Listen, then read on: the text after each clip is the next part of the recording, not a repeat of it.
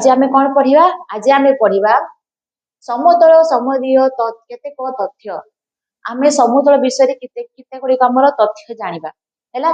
First point कौन देला दुईटी समतल कौनसी छेदबिंदु नथिले सेमानंकु समांतर समतल कहा जाए।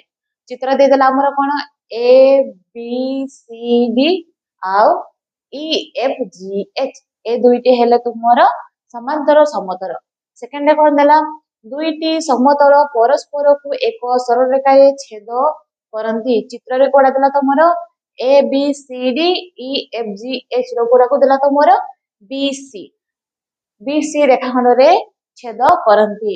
तापरे 3 नंबर पॉइंट कौन कहला कौन सी समतल ई रो एक छेद बिंदु पी मध्य देई अंकित रेखा पी मध्य देई अंकित समतल को ई उपरिस्थ अन्यान्य समस्त रेखा प्रति लंब हेले सही रेखा को समतल प्रति लंब कहा जाए हैला।